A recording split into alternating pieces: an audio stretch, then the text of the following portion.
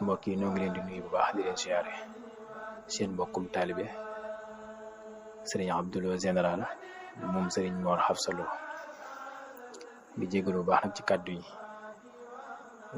photo boobu ñu leen indaaleel ngeen di jàkkaarloo ci écran bi photo Seexul Xaddim la mu génnoon ci atum 2020 ñun na bañ ko gisee xool mi histoire njaareem di tegu xeer wa yaataloon nañ ci suñuy gëstu lool waaye biñ ci waxtaaneeg suñu waay juru góor di bàyyi sëriñ Lo soxna moom sëñ Abdou Yaasin moo xamal ñu ne am na ku mu xam koo xamante ni ci kër sëñ Mor Hafsa la yaroo muy soxna maam Faati Njaay soxna maam Faati Mbay Njaay dëkk fële ca Touba bell ko kooku wax na ni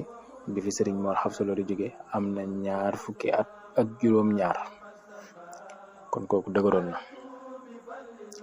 photo bi nag bi ma ko wanee sama waajur moom da koo jël ndax dama ko doon gëstuwaat ci moom da koo jël wan ko soxna soosu dafa am ñu fa yónni sax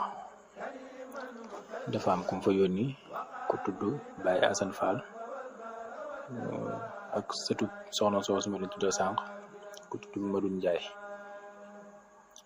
ñoom bi ñu yeggee dañ ko won photo bi noonu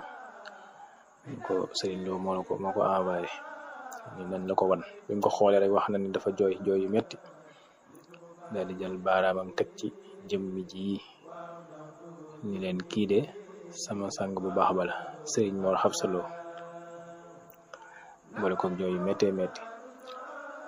sama waajur it ginnaaw bi dem na fa ba gisanteeg moom mu confirmer ko loola ni ko yow de danaa la sant bu baax ndax yaa ma woon sama sëriñ ba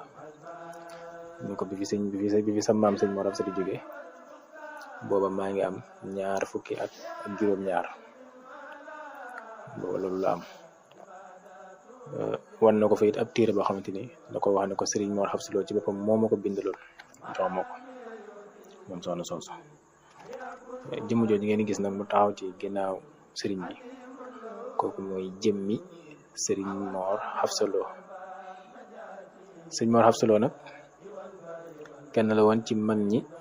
toppoon Seexul Xaddim jébbaloo fële ca Mbàkke Kajoor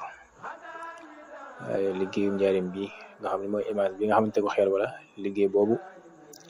sëriñ Mor Hafsa Lo ci amoon taxawaay bu amam solo ndax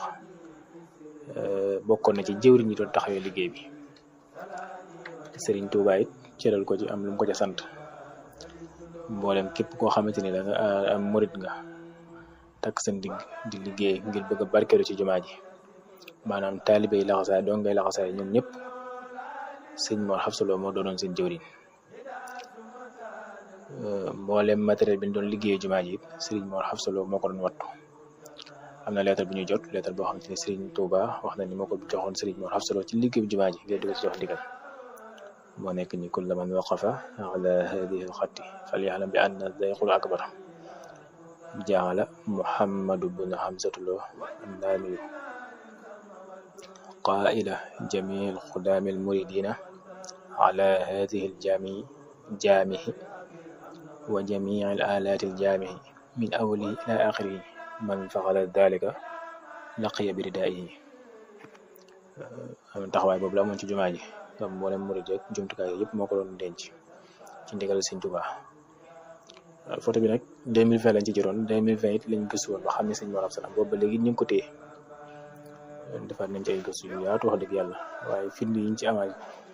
day gën a firndeel ni di gën a confirmer ni Sëriñ Mor Hafsa Lo la kon ginnaaw bi ñu ko gëstoo ba xam ko nag ñu ne nañ ko partagé ak njabootu Serigne Mor Hafsa Lo gi waaye ak taalibe yëpp ñu barkeeloo ko ci jëmmi Serigne Mor Hafsa Lo ndax mel na ne lu fi rafle woon la moom image bu Serigne Mor Hafsa yal na sama borom dolli na koo fayal bu baax a baax incha allahu taala ñun moom wax dëgg yàlla sikki sàkk wun ni Serigne Mor Hafsa Lo la kon ñu ngi noonu ñu barkeeloo ko ci jëmmam bi rek comme ni ma ko waxee woon sànq wasalaamu aleykum wa rahmatullahi taala wa barakaatuhu